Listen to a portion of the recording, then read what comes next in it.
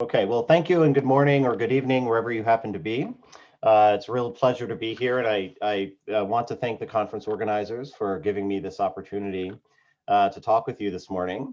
What I'd like to talk about is work that we've been doing at OctoML, but also as part of a broader open source community effort and research community effort to find ways of automating the process of taking a machine learning model and turning it into code that can run efficiently on any device. And this is a formidable challenge, but before I get into the technical details of that, let's just talk a little bit about the applications. I think, of course, everyone talks about AI these days. AI is just in almost every device and every type of application scenario. We experience this every day. It's not just, sophisticated industrial or commercial applications. You have, devices like Amazon Echo Dot or the Google Home, which has AI models running on the device itself to listen to speech and to be able to interpret that speech. Applications like the Google Translate app will in real time parse text out of the camera image and translate that for you into your own language. Security cameras like the Nest or the Ring will detect people or pets or cars in the images in real time. Again, all of this typically running on the device itself. You have if you've ever used an iPhone, you probably have unlocked it with your face. This is actually pretty interesting. There's a lot of sophisticated AI going on to enable this very simple thing of just, looking at your phone and automatically unlocking it. Things, of course, like Siri and Google Assistant. I was surprised to learn as well during my short time at Apple that, the number of AI models running on something as small and low powered as the Apple Watch. There's quite a few AI models that are just running directly on the device. But my favorite application of on-device AI, this has to be the one that really is the game changer, the thing that's going to shake up the industry as a whole, is the Face Swap app, where you can change the faces in your photos. This is what I'm going to talk most about today. All right, so what do all these use cases have in common? First of all, ML models are really computationally intensive. I'll talk a little bit more about how computationally intensive in a minute. They're running on devices with limited resources.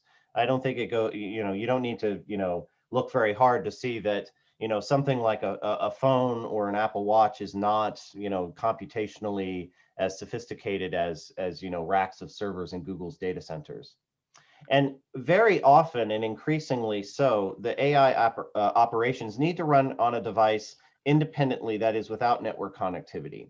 You might think, well, why don't we just stream all the data up to the cloud and process it there? Well, there's a lot of reasons why you wouldn't want to do that. The very first reason, and the most important one, really is cost. If I were to try to do real-time person detection in a video stream running in a typical cloud data center, I would be talking on the order of tens of thousands of dollars per month for each camera device. And as far as I'm aware, when you go buy a Nest Cam, you're not paying Google tens of thousands of dollars a month to run the AI for you, okay? So cost is a major concern, but also, of course, things like latency and the ability to operate without network. So coming now to some of the challenges. And for those of you familiar with the machine learning landscape, you may be aware that there's a tremendous number of different frameworks for developing ML models, for specifying ML models. It is not by any stretch a unified, universal, there's no universal format. There's several that are trying to be universal formats, of course, but none of them are really fully universal yet. And so people use a wide range of tools and infrastructures to represent their models. So they might use TensorFlow or PyTorch or CoreML. They might use Onyx. There's a wide range of these, but also the diversity of models themselves is so incredibly high. One of the things when I shifted gears and getting into this space a few years ago, one of the big surprises for me was that I kind of had a mental model of what are neural networks. A neural network just seems like a very simple thing, and it just sort of feeds forward, and it's a very straightforward computation. And you should be able to represent that as kind of a static computation. But the reality is that neural networks these days involve a tremendous amount of complexity. There's dynamic computation, there's conditionals, there's loops, there's all kinds of things going on. And so you really need to think about an ML model as a general purpose program that typically operates on tensors of data rather than individual data items. Okay, so you've got a zillion kinds of AI models, and likewise a zillion different kinds of hardware to target.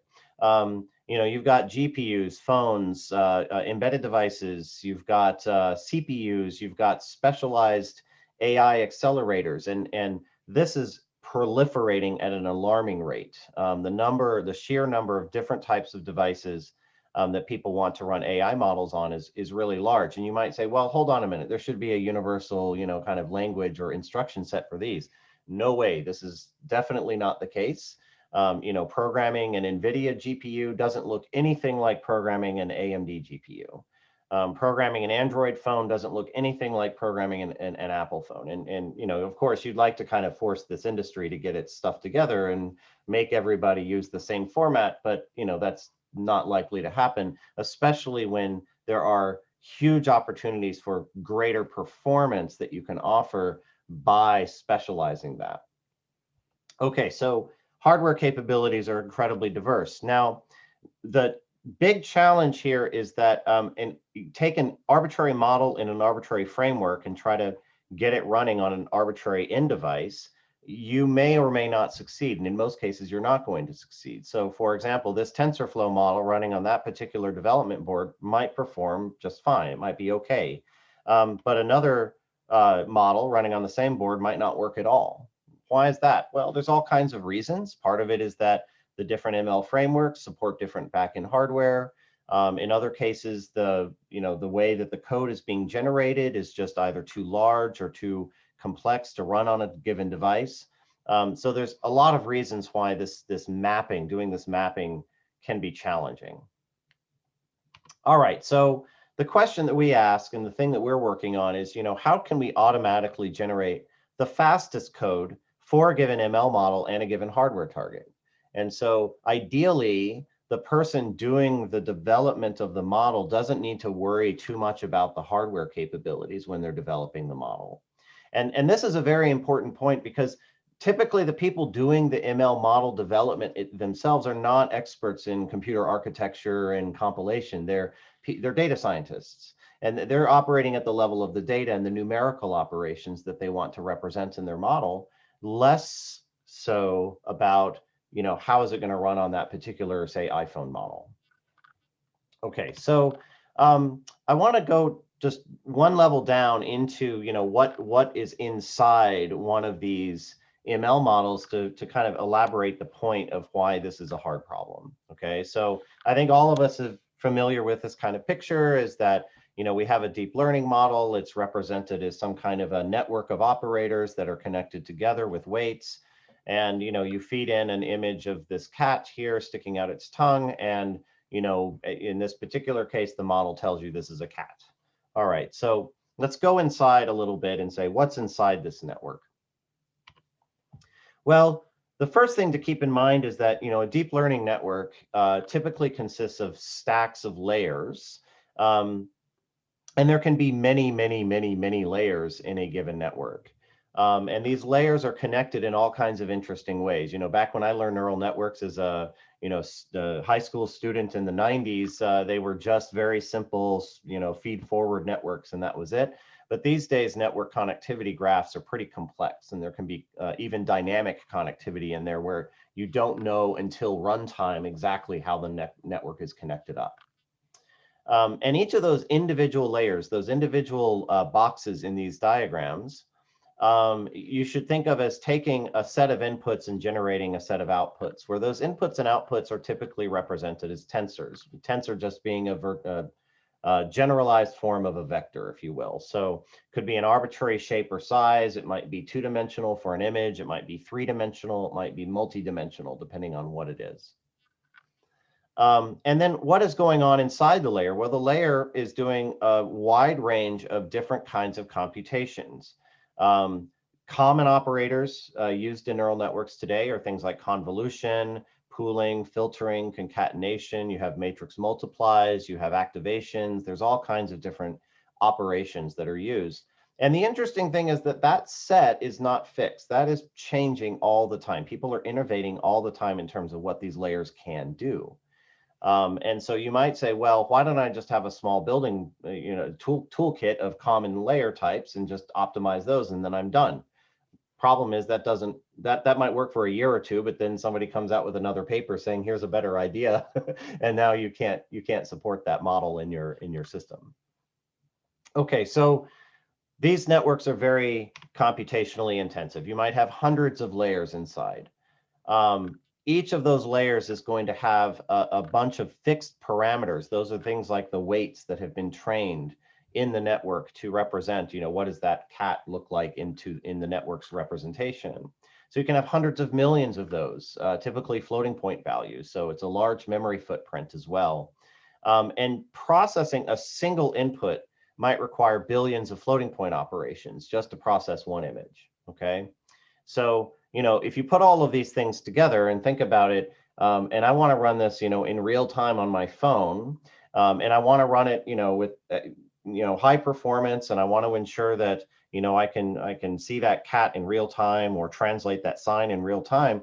What this boils down to is a pretty serious problem, which is, your devices are going to be running pretty hot. And back at the company I was at previously, one of the ways in which we would do our benchmarking on iPhones was literally putting them on top of a Ziploc bag of ice to keep them cool during the benchmarking. Because if you don't do that, the processor will throttle itself and slow itself down to keep itself from getting too hot in the person who's holding it.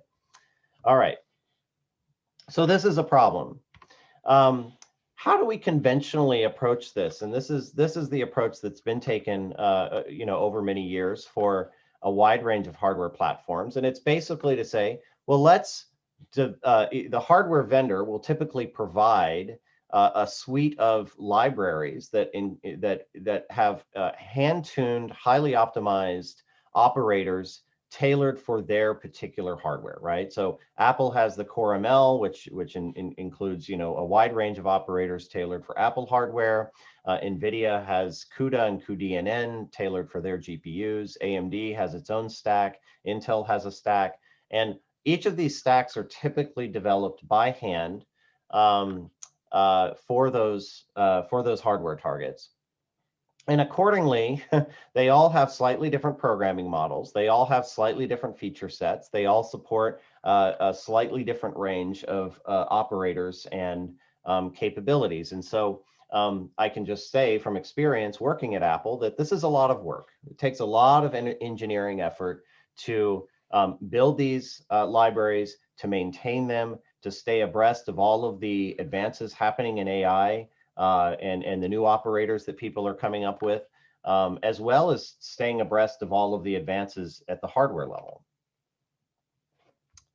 So the problem, as I just stated, is that this is very labor intensive, and updating them for new model architectures and new hardware capabilities is a lot of work. And the other thing about this is that it's a generic approach in the sense that you end up with a one-size-fits-all solution. The libraries that you have are not necessarily optimal for a given model or for a given hardware target.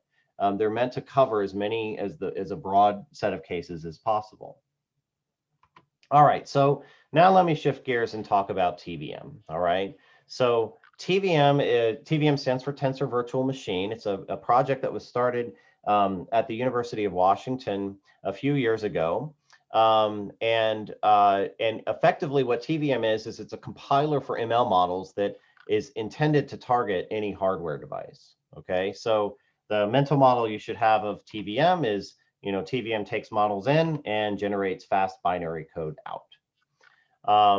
This project it's an Apache top-level project now. I think it has more than 500 or so contributors on GitHub.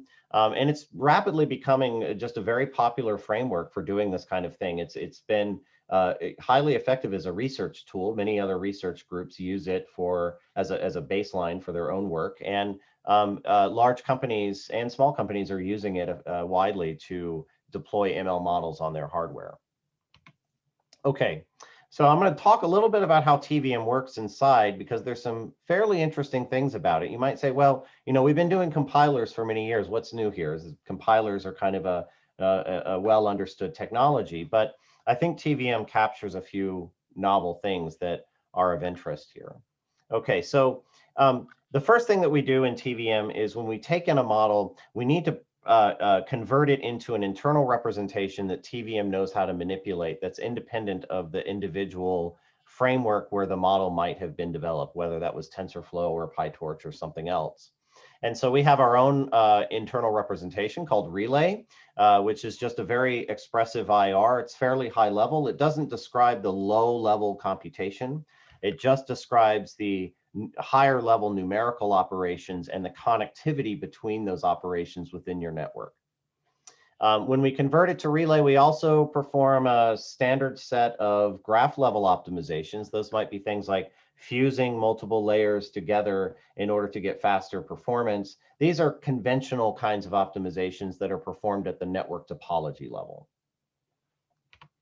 The next step is to take the network graph and partition it into layers. In fact, TVM doesn't actually operate on individual layers. It might group several layers together and operate on them together, but just for the sake of simplicity, I'll just say it's doing it in terms of layers. And so it's breaking that network into a whole bunch of layers, and you might have hundreds of these for a typical model. Once we've done that, for each layer, we're now going to search for the fastest binary implementation of that layer for the target hardware. And the way that's going to work is that we have a search space of potential optimizations that we could apply. I'll talk in more detail in a few minutes about what some of those, what parameters of that search space look like. But just think about it as, there's just like a lot of different parameters that you might want to tune when generating binary code for this particular layer. Now we'll sample the search space and generate a specific binary code implementation of this layer with those parameters from the search space. And then the next step is to run it on the real hardware. This is during the compilation process, okay?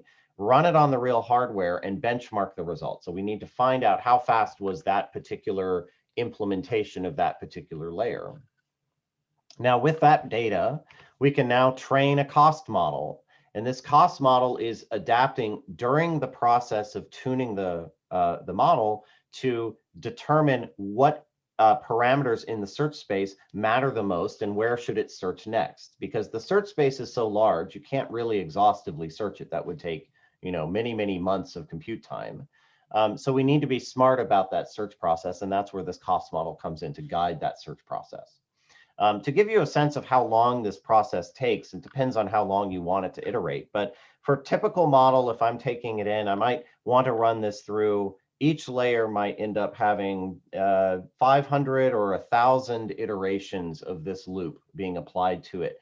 For each layer, we're looking for at least 1,000 cycles to find an optimal binary implementation. And depending on the complexity of the model and the hardware that you're targeting, this can take a while. If I were to run TVM on a large network on one GPU under my desk here, it might take a day or two actually to do that search and to generate the fastest binary code. Okay, so it's not necessarily a fast process. However, it is embarrassingly parallel. And so the ability to do this search in parallel and use a lot of different machines instead of just one allows you to speed that up.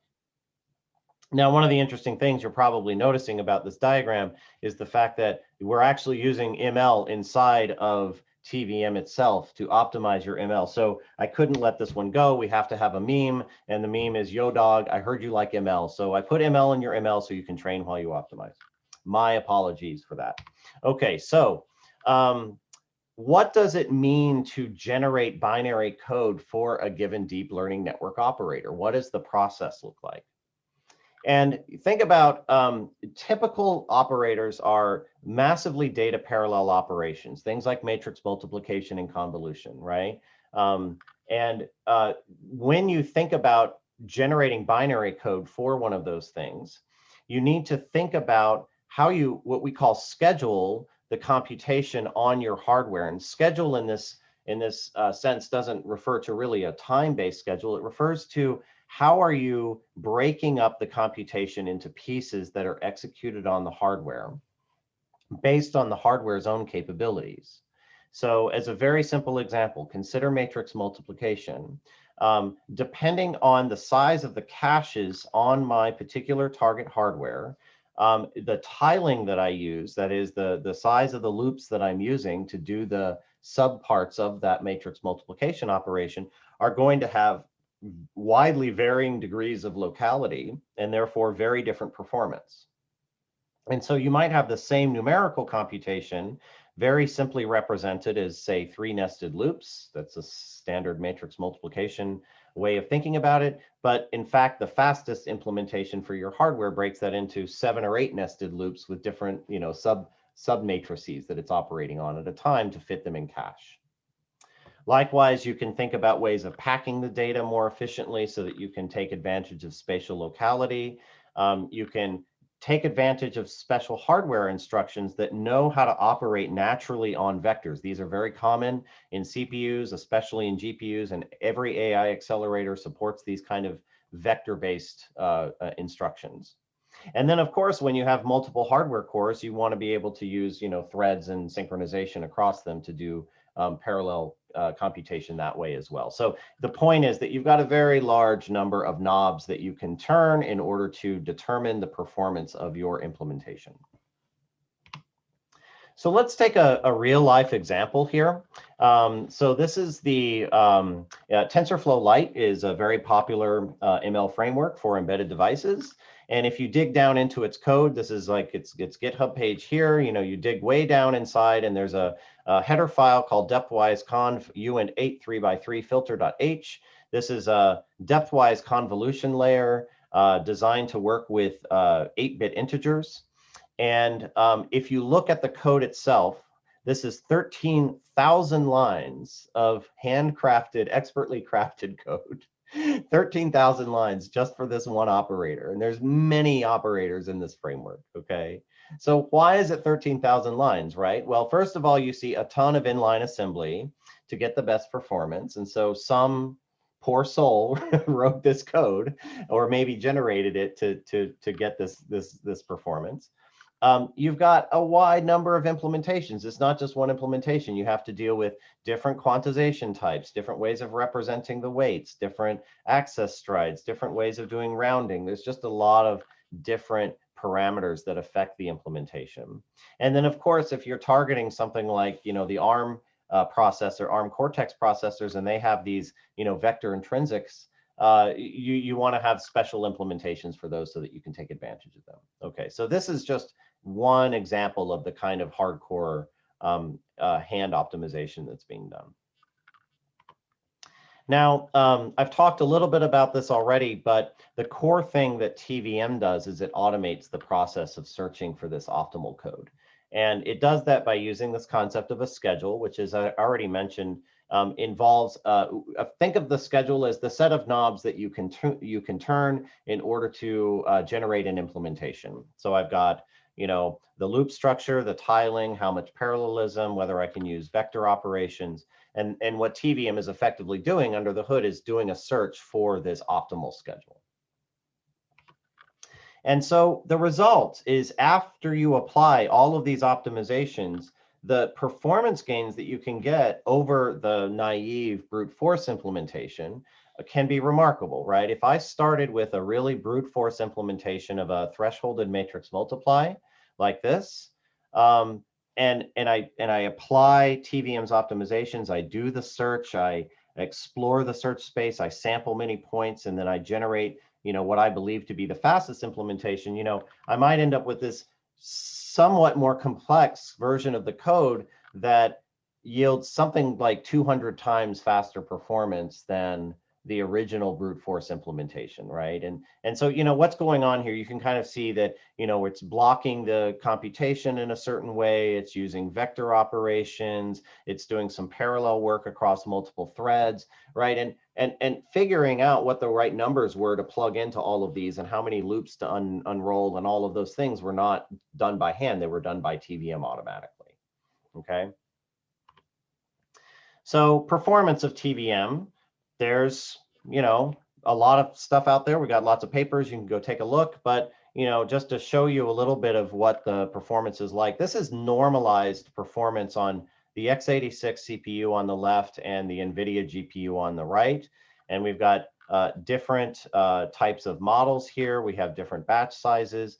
And, you know, really what I want you to notice is that in most cases, the yellow bar is the biggest. That's really all you need to know about this graph. But, you know, the thing to take away here is 2 to 5x performance gains over, and we're not talking about naive implementations here. We're talking about, you know, what does PyTorch and TensorFlow already have baked into it? And they've already done a lot of optimizations. In other cases, you know, being able to use NVIDIA's own implementation of these operators, you know, we can beat that as well. And so the performance gains here are substantial. And you know, you might say, oh, okay, well, it's only 50% faster. You know, in a production setting or in an application setting, you know, a 10% to 20% performance boost is a big deal in many cases. And you know, researchers spend a tremendous amount of effort trying to find that model that might be 5 or 10% faster than the previous model that was published. But with something like TVM, you might be able to squeeze out that kind of performance without having to rethink your model architecture.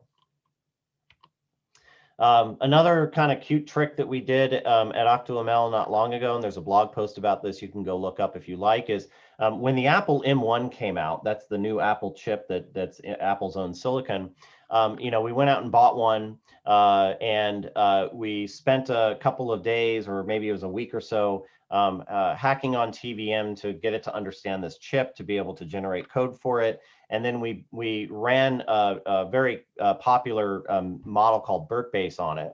And we fed this model through Keras, which is one of the standard machine learning frameworks, TensorFlow, and we used Apple's own Core ML framework as well, which is, you know, the thing that there's so many Apple engineers working to make that really, really high performance, and they do an incredible job. And then we ran it on TVM, and with something like 2 weeks of work, we were able to get, you know, 30 or 40% faster than Apple's own framework just by doing this automatically. And so, you know, it's an example of something that, you know, can be achieved if you use this automation approach. Okay, but now, you know, this is CPS-IoT week. You know, I've been talking about GPUs and stuff. You know, what about microcontrollers, right? What about edge devices and things that don't have all that computational horsepower? Well, obviously, they present some unique challenges.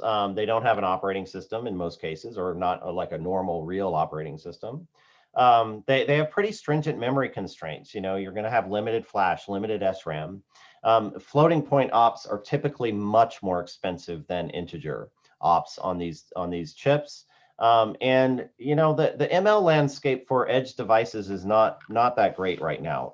There are some things like TensorFlow Lite. They support some chips. They have some support of some operators. They're just not. It's not as well developed as ML frameworks for things like laptops and servers. Okay, so this is where TVM can also really shine, because it provides a mechanism for generating binary code that targets these types of devices. So this is what we call micro TVM. And it can either just generate LLVM bytecode, which means basically we can target any device that LLVM knows how to generate code for, or C source code, right? We can rely on actual C compiler provided by the vendor. So we generate C code, we use the vendor's compiler to generate the binary code, we measure that, and then we iterate based on that. Allows us to target a wide range of platforms. And we also have a very stripped down device runtime, so that effectively when you compile the model into binary code, it gets turned into a graph of operators that need to be processed at runtime. And so we have a stripped down version of that runtime that will run on really tiny devices. And there's also work underway right now on what we call ahead of time compilation. This is what, back in the day we used to call compilation. It's turning the model into a single binary code with no runtime. Just it's a library function you invoke. And so, for example, this is just an example of what can be done here. This is on a Cortex A53, so a little beefier than some of the really more stripped down ones, but it works well on the M series as well. If you take each of these bars on the graph is an operator in a ResNet 18 network, and the red bar is the performance on TensorFlow Lite normalized to that, and the blue bar is the performance that we get using TVM's compilation. And as you can see, we're able to achieve in many cases, 2x or 3x performance speedups over TensorFlow Lite's very hand optimized and expertly written code. So this is another kind of piece of evidence that doing this optimization approach in an automated way can yield better performance than doing it by hand. So I can't let this talk end without talking a little bit about what we're doing at the company that I currently work for called OctoML. OctoML was founded by the folks at University of Washington who originally developed TVM, and we're doing a number of things, and we're contributing very actively to TVM as an open source community, but we're also trying to solve the problem of how do you actually use TVM in a production setting. And the reality right now is that TVM is a lot of work to use. In order to leverage TVM at scale, you need to build out a cluster of machines that are running TVM. You need a fleet of devices behind it that TVM can use for its benchmarking operations while tuning. You need to deal with model storage and parsing models and a lot of other things. And so what we're doing at OctoML is we're developing a cloud-based service called the Optimizer. And just think about this as TVM as a service. You access the Optimizer using a web API or a web-based user interface. You upload your model, you click a button, you select which hardware targets you want. You come back a little bit later and you have a highly optimized binary sitting right there. You can download it as a Python wheel or as a .so file that you can drop right into your application. And so it also has a nice user interface and fancy graphs of performance comparisons and lots of other things that you can do. Okay, so that's the Optimizer. Akash had asked me a little bit before the talk to also give some perspective on career pathways. And the reason that I was asked to do this is as he mentioned earlier, I've done my own search space through the computer science career pathways over the last few years. I started out getting, of course, as Akash mentioned in the intro, got my PhD, became a professor. That was an amazing experience. Went on to Google. That was a lot of fun as well. Left and joined a startup. Man, that was a lot of fun. That was incredible. Went through the process of the startup being acquired by Apple and joining Apple. That was just incredible. I've got all these old Apple computers behind me. It was like a dream working for Apple. Left to join another startup. And then the culmination of my career so far has absolutely been giving a talk at CPS-IoT Week. So thank you for the opportunity. I got to tick that one off of my bucket list. But I want to talk at a little bit level of I get asked this question a lot. You're coming out of grad school. What should I do with my life? What should I do with my career? And I've been fortunate to be able to sample a lot of pathways in this space. So I thought I'd share some of my thoughts with you about them. I think, the TLDR of all of this is there is no one right path. Everyone is going to have different things that they want to do in their career.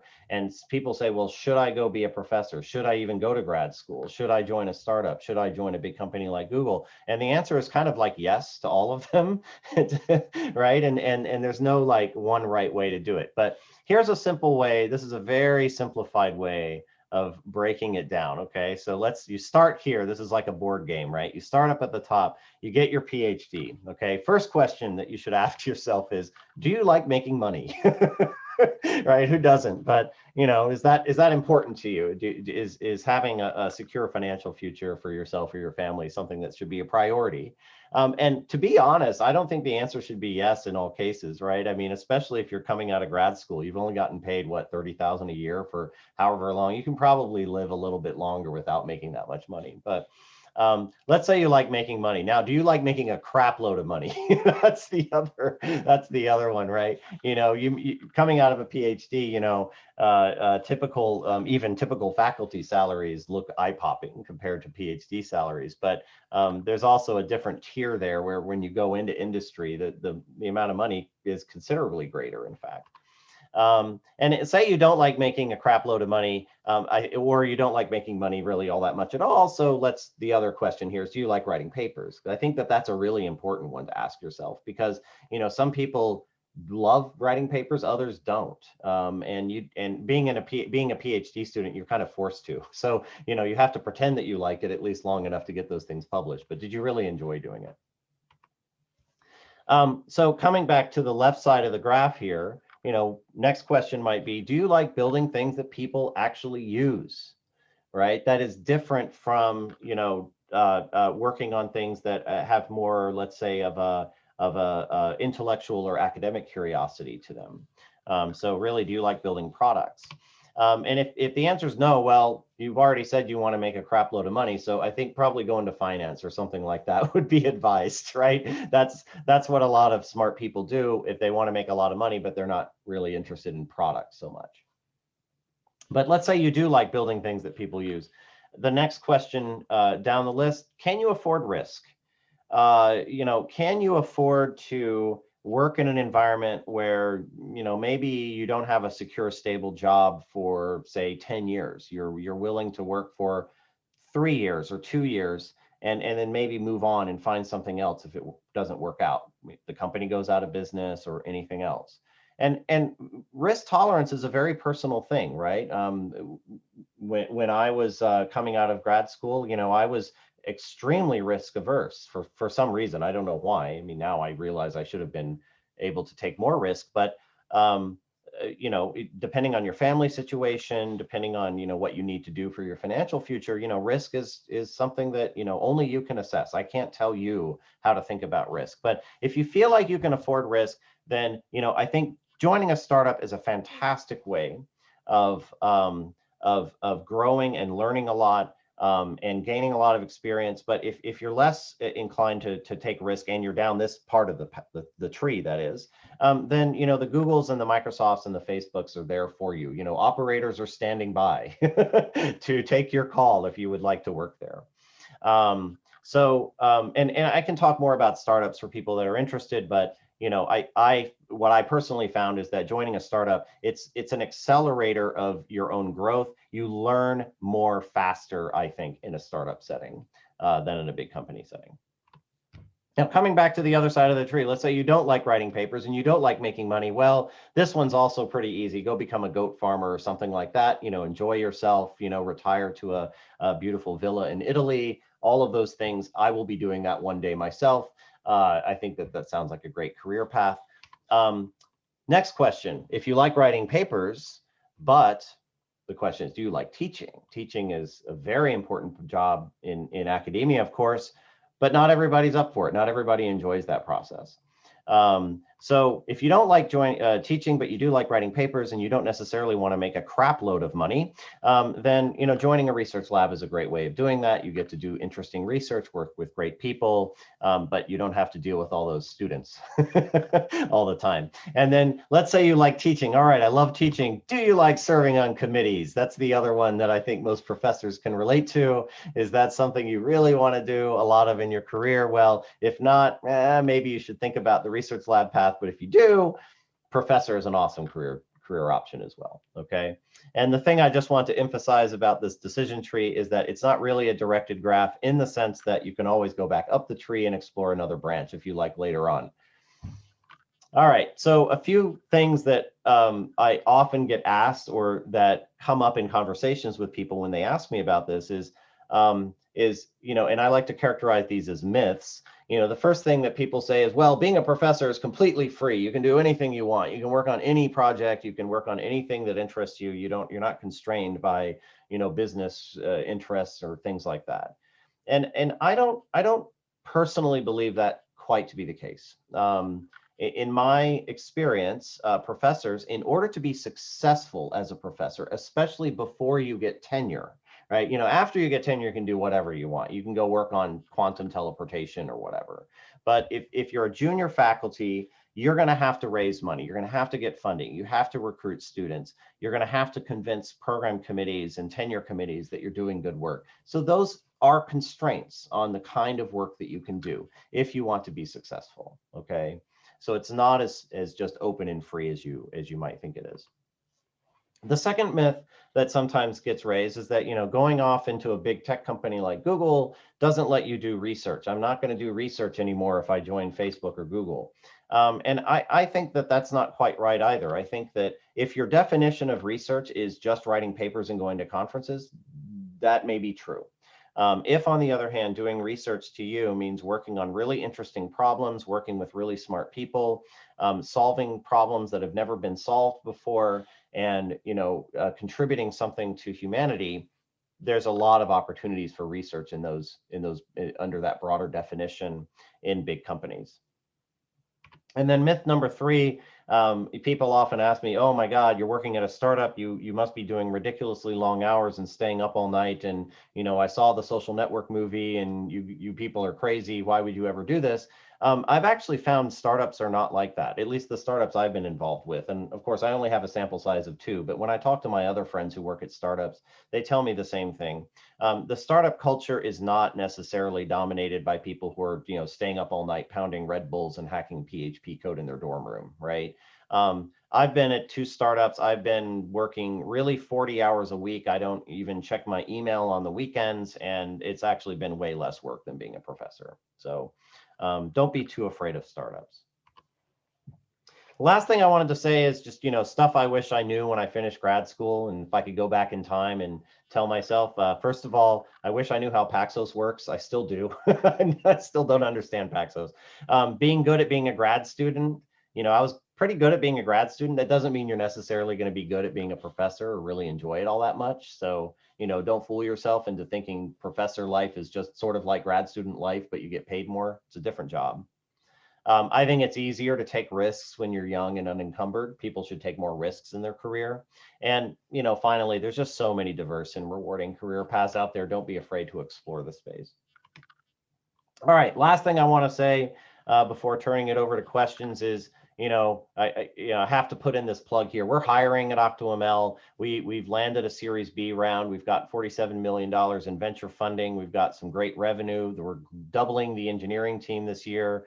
We're working on not just machine. You don't need to be a machine learning or a compiler expert to work with us. We're also hiring people that are interested in embedded systems and in hardware and in cloud services. And so, feel free to reach out if you might be looking for a job. We're definitely, operators are standing by, as I said earlier. And with that, thanks very much. That's all I had.